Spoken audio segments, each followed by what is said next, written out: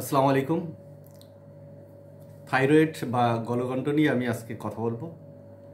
এটা আসলে এখন যেখানেই যাই সেখানেই দেখা যাচ্ছে যে এই থাইরয়েডের রোগী খুব বেড়ে যাচ্ছে।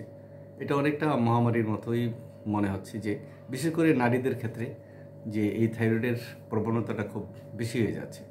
আসলে থাইরয়েডটা আসলে কোথায় থাকে এটা আপনারা হয়তো অনেকেই জানেন, যে আমাদের এই যে গলা আছে, নিচে একটা প্রজাপতির যে দুইটি পাখা থাকে এরকম। তো দেখা যায় কারো হয়তো একটা সাইডে মানে বেশি ফুলে গেছে, কিংবা কারো আরেকটা সাইড ফুলছে, কিংবা উভয় সাইড ফুলে গেছে, কারো এইভাবে পুরো ফুলে যায়। তো যখন এটা ফুলে যায় এটাকে থাইরয়েড নোডিউল বলে। এই থাইরয়েড নোডিউলটা যদি মানে হয়, যেটা একটা টিউমারের মতো দেখা যায়, তাহলে আসলে এটা ক্যান্সারে আক্রান্ত হওয়ার সম্ভাবনা থাকে না, এটার মধ্যে সাধারণত থাকে না। কিন্তু যখন এটা অস্বাভাবিক এবং অনিয়ন্ত্রিতভাবে বড় হয় তখন কিন্তু এটা ক্যান্সার হওয়ার সম্ভাবনা থাকে। এই যে এই যখনই ক্যান্সার হয় তখন এটার যে যন্ত্রণা, এটার যে জ্বালা, যে গলার মধ্যে যখন ক্যান্সার হয় তখন এর যে দুঃসহ বেদনা কিংবা দুঃসহ কষ্ট, দুঃসহ যাতনা এবং জীবনটা যে কীরকম দুর্বিষহ হয়ে দাঁড়ায় সেটা ভুক্তভোগী মাত্রই মানে বুঝতে পারেন। তো সেই জন্য আমাদের আসলে শারীরিক যে সুস্থতা কিংবা সাবধান হওয়া, এই বিষয়ে আমাদের জ্ঞান অনেকেরই খুব কম থাকে, যে মনে করে গলাটা ফুলে গেছে। কিন্তু না, এটা আমাদেরকে ভাবতে হবে যে কেন আমার এই সাইডটা ফুলে গেছে। ডাক্তারের সাথে, স্থানীয় ডাক্তারের সাথে প্রাথমিক আলোচনা করলেও তারা বলে দিতে পারবে যে এটা আপনার থাইরয়েড প্রবলেম আছে, অথবা থাইরয়েড না অন্য কোনো কারণে গলাটা ফুলেছে, অর্থাৎ আপনি নিশ্চিত হতে পারলেন। কিন্তু আমরা তো ডাক্তারের কাছে যেতে চাই না, জীবনটাকে আমরা 200, 400, 500 টাকার চেয়ে মানে ছোট মনে করি। আসলে জীবনের দাম তো অনেক। জীবন আছে বিদায়ী আত্মীয় স্বজন, বন্ধু বান্ধব, বাবা মা সবার সাথে থাকতে পারেন, পৃথিবীর এই রূপ সৌন্দর্য দেখতে পারেন।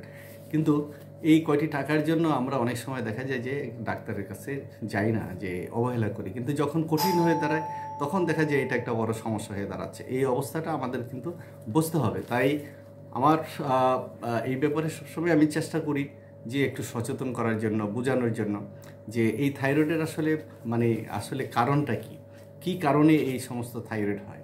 যে থাইরয়েড আসলে এটার যে কি কারণে হয় এটা এখনও পর্যন্ত আসলে সেভাবে বোঝা যায় না। তবে অনেক সময় দেখা যায় যে পারিবারিক কারণে যে এইটা এসে থাকে, বাবা মার যদি থাকে, পূর্বপুরুষের যদি থাকে, তাহলে বেশি হয়। আর বেশি বললাম যে এটা নারীদের ক্ষেত্রে এই প্রবণতাটা বেশি।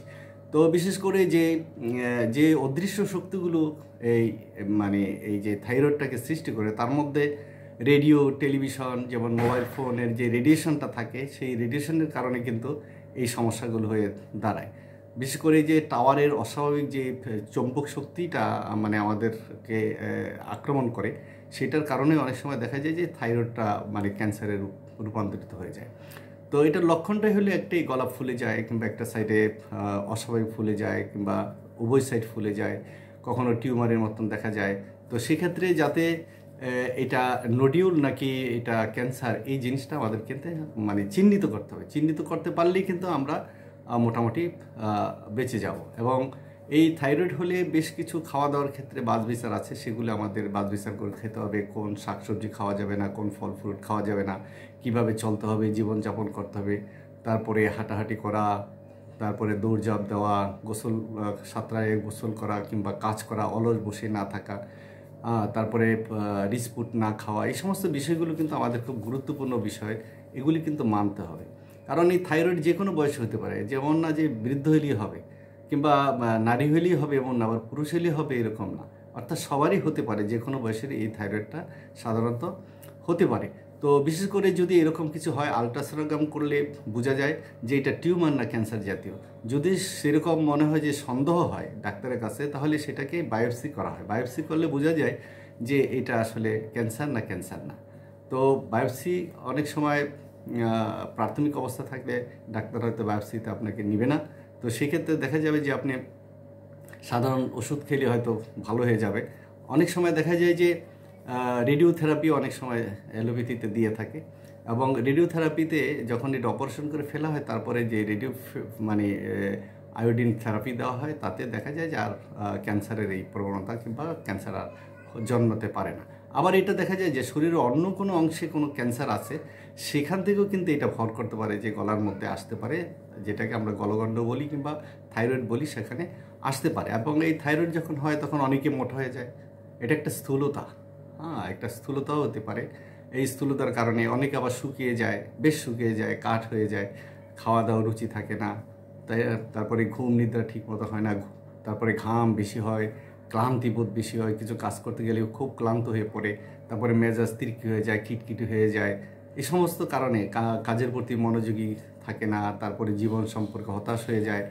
তো এই সমস্ত বিষয়গুলো যখন আপনি দেখবেন নিজের মধ্যে ডেভেলপ করছে, তখন বুঝবেন যে আপনার থাইরয়েডে কোনো প্রবলেম করছে।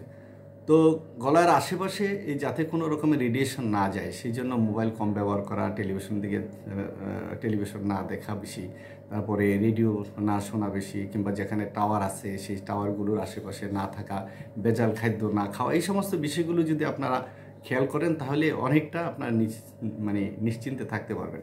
তবে অপারেশনের চেয়ে দেখা যায় যে আমরা হোমিওপ্যাথিতে চিকিৎসা যে দিই, খুব স্বল্প সময়ের ভিতরেই থাইরয়েড প্রবলেমগুলো দূরে চলে যায়।